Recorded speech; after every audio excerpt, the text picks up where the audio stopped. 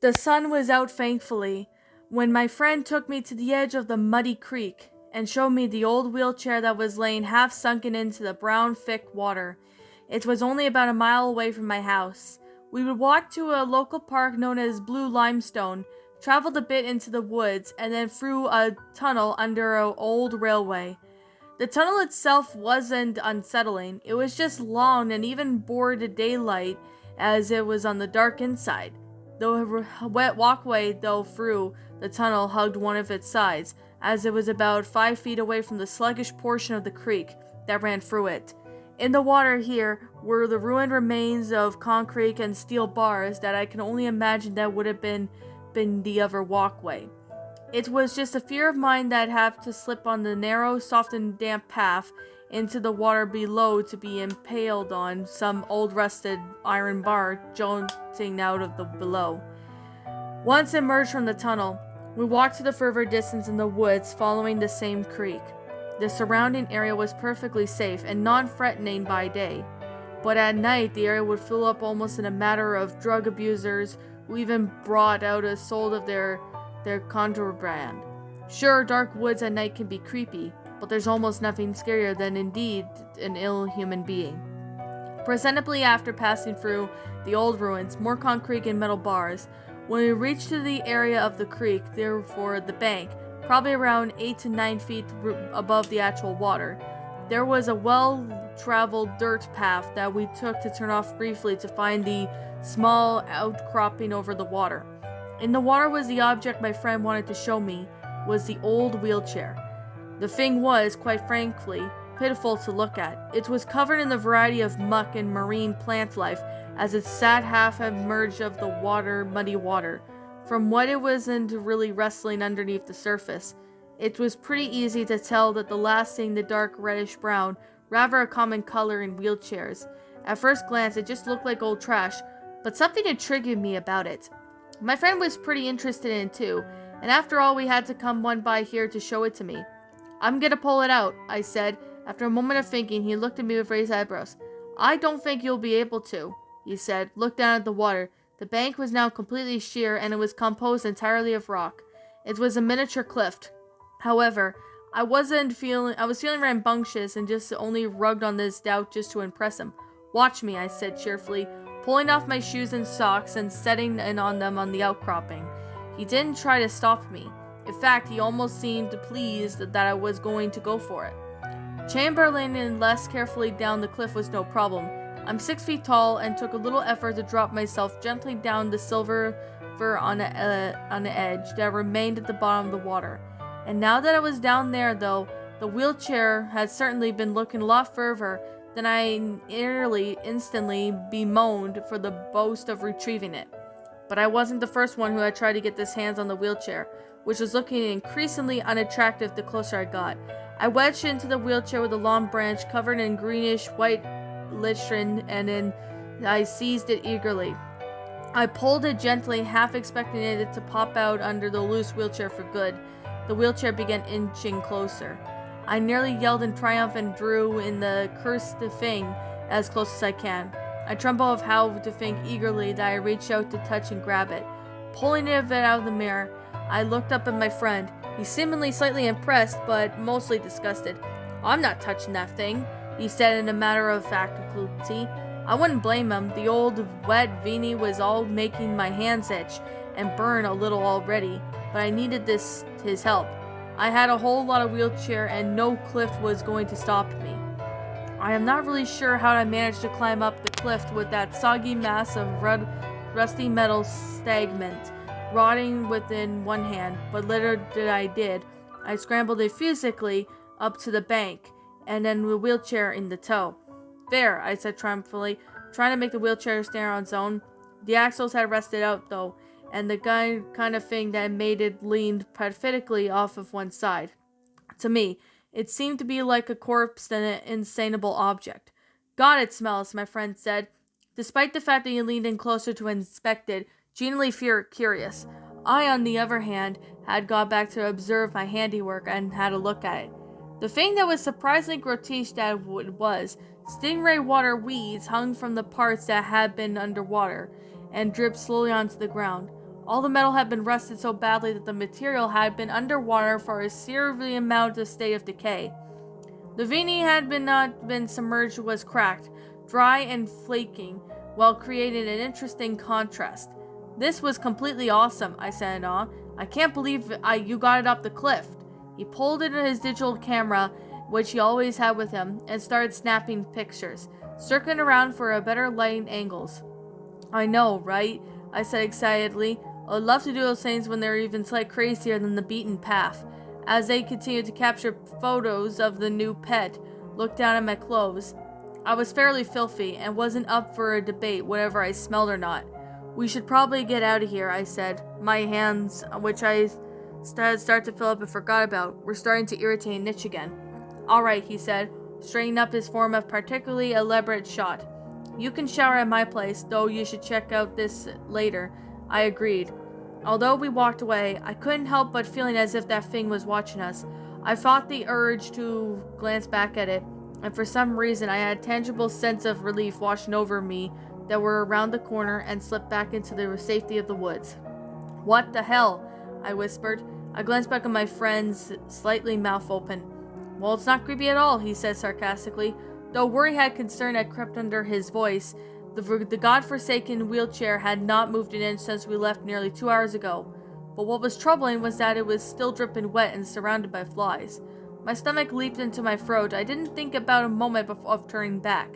I was freaking pumped now. This was simply too cool. My friend must have felt the same way because he walked up to it, a bit cautiously, and after all, it was still late in the afternoon and plenty of light out. Oddly enough, the smell was still lingering too, although it was easily to rationalize just as how being in that stagnant of water. I'm slightly surrounded and surprised nobody just didn't kick it off and back into the water, I said, circling the wheelchair looking for anything abnormal. I noticed the decaying material had been taken on a wish list, and then I almost plus like appearance on it that made it really bad patches. That what seemed to be the flies were most attracted to. Possibly the source of the foul smell. I was tempted to cut some off with my trusty Gerber pocket knife, but thankfully I better off leave it for once. I should have brought in my camera again, he said. This is even creepier than before. I rubbed my palm absently onto my jeans to get rid of the itch. Yeah, I suppose. We should probably stay here for long, I said. I was starting to feel really uncomfortable and restless. For some reason, I felt that the night was going on faster than it already was. He glanced at me, slightly concerned. Okay, fine with me. I'm up for some LBP anyways, he said, drawing out the abbreviation of Little Big Planet almost lovingly. Although he had been playing horribly and made bomb survivals and was appealing to me, and I brightened up instantly. I decided to go wrench the wheelchair out of my mind for good, as I was tempted to even kick it back into the water, but as I contemplated for this action, for some unexplainable reason, I feel pity for it. Yes, I do feel pity for this animated object. That flare of emotion itself scared me more than anything that I could promptly turn on my heel and then walk back into the woods. My friend cast one at least the corpse-like object and then followed me. God, good lord, my hands were itchy. I was gonna go rub them down with some alcohol when we get back to his place. Bah, I'm sick of this. I swear, if she does this crap on purpose, I said to the microphone, outdated on the internet phone. I was drawing Italy on my Wacom tablet, feeling particularly uninspired that night. Oh, I have no doubt that she does, cracked the speaker, which was the voice of my friend. I hated having the phones against my face, cause of bad skin breakouts, so he was the one on the speakerphone at the moment. Oh, by the way, he said before the moment of silence, somebody pushed the wheelchair back in the water. Yeah? I asked. I have forgotten about the wheelchair for the past couple weeks, but I honestly wasn't surprised at this event. The same kind of people who wrote graffiti on bathroom from stalls and tear up hospital chairs with their fingernails as they wait for a doctor to go walk through the woods. Somebody totally destructive wouldn't be able to resist kicking an easy target like that 9 feet down the water. Yeah, I think it'd be fun to pull it out again. Maybe we could pull it into the tunnel to creep people out. The thought appealed to my mind and I grinned a little. If there was anything more fun than being scared out of your own mind, It was making other people scared out of their minds. I can only assume that you're not willing to touch it still, I asked. Oh, I'm not creeped out about it anymore. It's a bit of a hike between the two creek and the tunnel, so if you pull it back up to the cliff, I won't mind taking turns dragging the thing, came the response.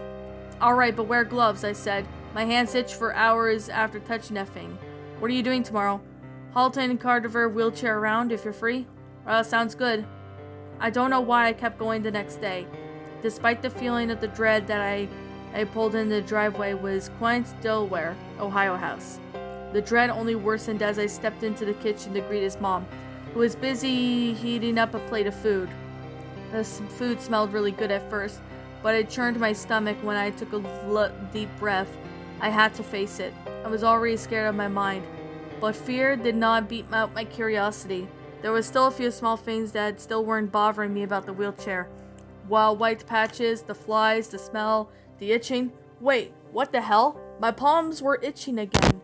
I felt my throat close up in a sense of horror as it creepily, stubbornly went up to me.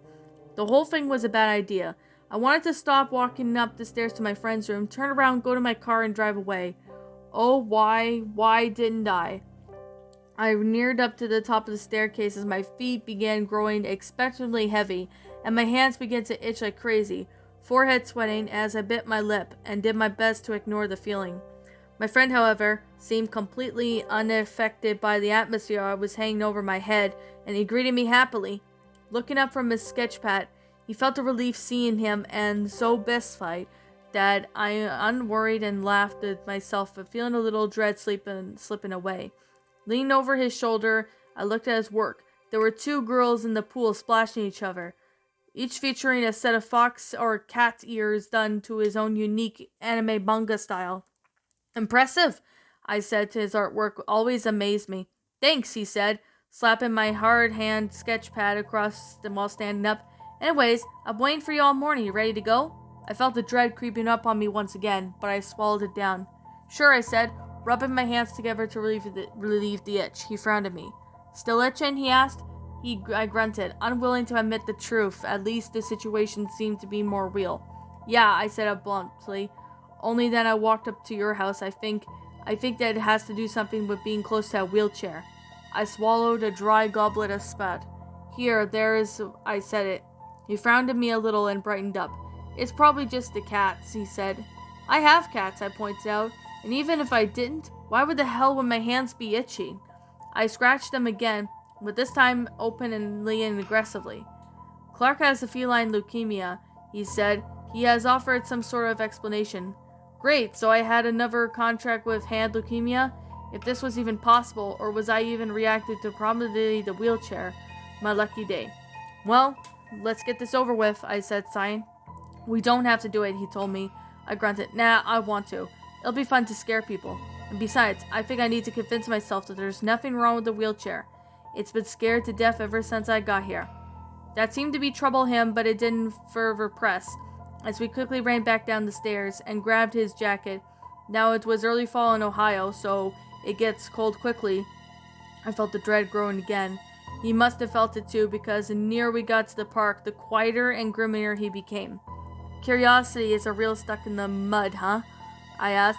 He smiled and greeted as we both cheered up. Now, if I hadn't said that, maybe we wouldn't have been cheered up, and then maybe we may have gone back to the first place. But what's done is done, and there's no point in looking back now. It was just like that. The wheelchair had been thrown back in the water.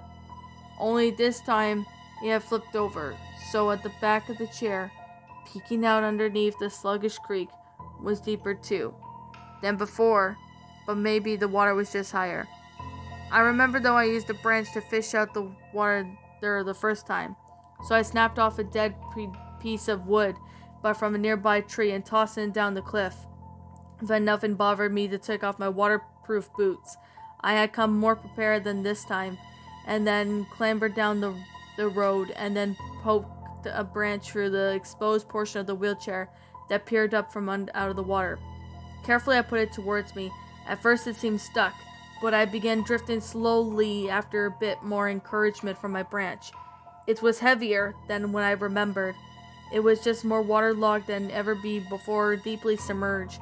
as it neared me and I saw some gray show underneath the wheelchair. Great, the thing was covered and caked with thick mud underneath. How was I going to clean it off once I pull it out? Oh, and that smell again. It was a lot worse than last time. Finally, the wheelchair was within a reaching distance. Using the branch as a lever, I rolled the chair over and swallowed in the shallow water, revealed to be annoyance attached to itself as my prize. To my horror, gripping on the wheelchair was a bloated, featureless corpse, staring at me with two empty sockets. Its skin was gray-bluish, flattered, with long strands hanging from its body and peeled away. The face was all but gone. The nose and lips had long eaten away from their skin, hanging at the back sockets that were fried curtains, and yes, it was gripping the wheelchair, as if it was still alive. Sinewy muscles could be seen underneath the slimy remains of the peeling skin. I stared back at the corpse for a moment, confused, and once it registered from my brain what I was seeing, I ran like hell. Not much stuck with me a while after that. I barely remember scrambling off the cliff, though an ugly scrape on my knee, which later got infected and served the reminder of that. My friend, on the other hand, he had gone a bit of a vivid picture of the corpse thanks to this vantage point, and then that had sworn off that to been trying to get that water at me. A special flight recalled the wheelchair being tipped forward as I turned to run. Its movement then stopped, but only by a stick, and I had lodged over the spokes to retrieve it. Of course, this would have been a natural gravity work, but I did not know for sure. When we got back to my friend's place and collapsed on the living room floor, panting and wiping tears from our eyes, and choked back sobs of horror. However, as I regained some mental stability, the motor control, I realized, was absolutely delighted. Yes, it was scary as hell, but this was also awesome. The adrenaline and curiosity mixed together from the two incredible cocktail I've ever experienced. Oh God, what is wrong with me? Those thousands of things went through my head at the span of a few short hours. We argued the possibility of being different wheelchair, the one that's been taken out of the creek on the first day, though it had the corpse strapped onto it, so it was a different story. And we also reasoned that it could be a prank or a sick joke, maybe even a murder. However, once we came home, became relatively calm, we came to the general conclusions that we had to do things to confirm what we saw, and we also recorded it. I took his camera and he borrowed it from my parents' digital recorder. It was still broad daylight, but it was worse than what could have happened. The film was worthless. I don't have any, but when we got to the creek, it was gone. There was no trace of the body or the wheelchair. My friend started recording, and we did a jittery search around the entire area, even more flipped out and regretting our decision now. I think we decided it was time to head back. Looking back, I think we weren't so freaked out at seeing as if it was gone, because we were so relieved that it was gone. He flipped off the camera and never turned it back on. Like I said, I was worthless because it was all the recording was blank. Something finally happened when we arrived back at the tunnel though, and I honestly can't say that he didn't catch this thing on film or not, but we were about halfway through the tunnel in the darkest part. My friend froze and pointed at the shaky finger up ahead. It was a silhouette of the wheelchair, in it just pure peeling, bloated figure with all of its head rolled on one side. It seemed to be itching towards us, and with the sound of squeaky, grating metal scratched through the tunnel, as well as an old sloshing sound. The world was blurred and I turned and ran, only a split second slower than my friend. I think that's something because I remember we both slipped and nearly fell at that time, but it was natural though because we spent it there sprawling around but to the creek and below the hallway. My survival instinct was still going on warm, and then the surface almost instantly, scrambling out of the tunnel as fast as I could and running into the shore, with all the well sound was squeaking and metal and clenched and fleshed, and even filled with the tunnel, was almost deafening degree. Once I got out of the tunnel and looked back, that wheelchair was skittling towards me now. I say skittling because now I don't know how else to describe it. It was coming at me so fast with a rhythm of jerky movement. Back and forth. The worst part was that the corpse wasn't moving on its own, like if it was flailing around in a wheelchair closed on me. I would have sworn that I saw a head tear off before I turned and ran. My friend regrouped a few minutes later. after soaking wet and miraculously not hurt.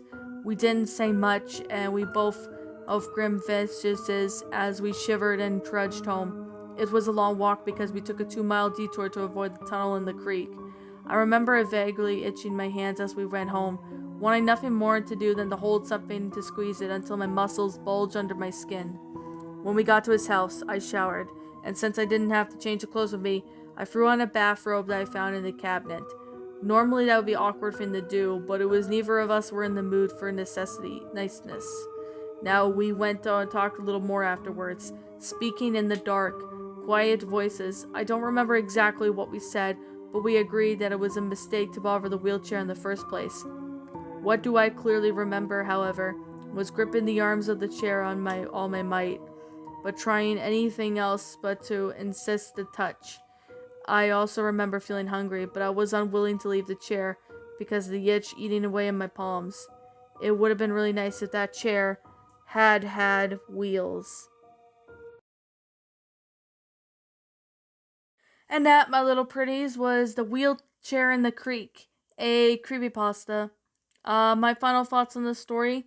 I am definitely going to sit here and say this right now, that this pasta was actually really well made in detail.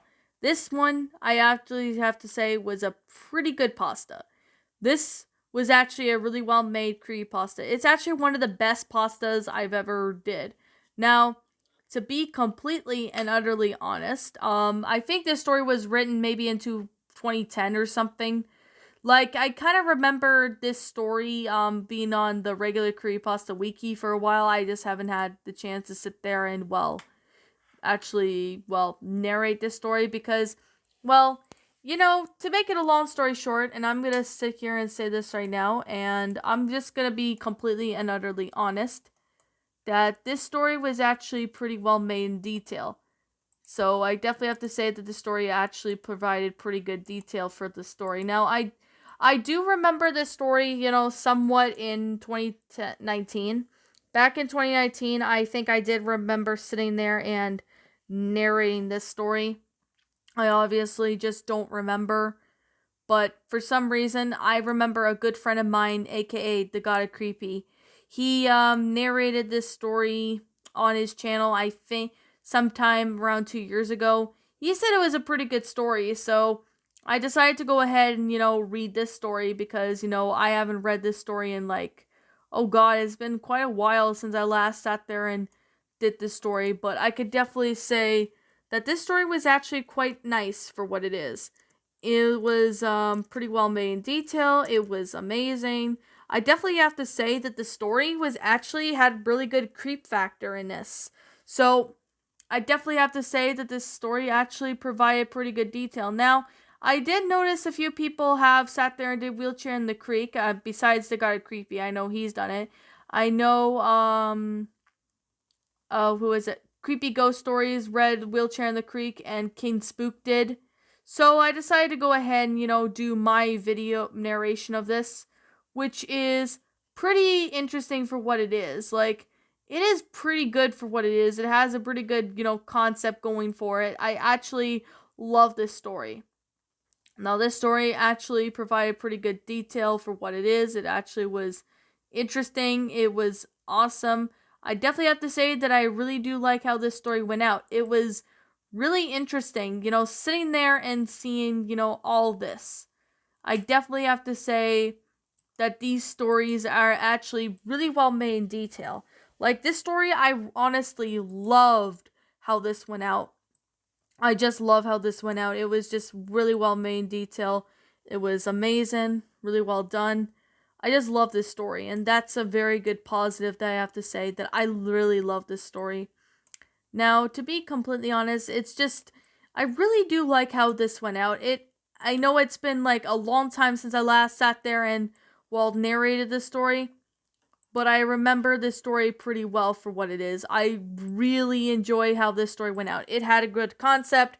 It was really creepy. I could visualize this being the case. Like, whoever, moved the wheelchair, it might have either be paranormal stuff going on, or at the very least, it could be maybe just somebody pranking people just to scare them or something.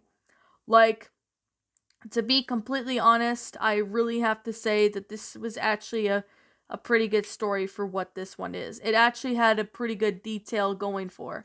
I definitely have to say that the story actually was interesting. It actually was interesting, had a good going for, and it actually was pretty good for what this is. So I definitely have to say that the story actually was really interesting. I really do like how this story went out. It was a pretty interesting pasta. Now, I definitely have to say that I really like the grammar. The grammar of this story is really good. It's really good and well made. I really love how the story went out. It was flat out amazing. I really do like how this story went out. It had a good concept going for it. I really do enjoy this. So, I'm not sure who the original author is, as I can't seem to find who the original author of the story is. So, with that being the case, and with that being said, I'm gonna sit here and say that I don't know who the original author is, as I don't see it. But if I do end up finding out who the original author is, I'll be sure to sit there and give him or her proper credit. But to be completely honest, I'm definitely gonna say here and say it right now that this story actually provided pretty good detail. I really like this one. But yet again, I'm definitely gonna say right here that this story actually provided pretty good for what this one is. It's actually really well made. So I'm just definitely gonna sit here and say that this story actually was, it's a pretty good pasta, and it's on their regular curry pasta wiki for any of you guys who want to check it out. So I guess with that being the case, with that being said, I'm gonna sit here and say this right now that this is just simply my own personal opinion, and if you happen to disagree with me, that's fine too. We're all entitled to our own opinions regards to these curry pastas, and this is simply my own personal thoughts. My final rating of this story would have to be I guess you could say a 10 out of 10. Really good story, really good, really good. It's well made. I really do like how this went out. It was pretty well done.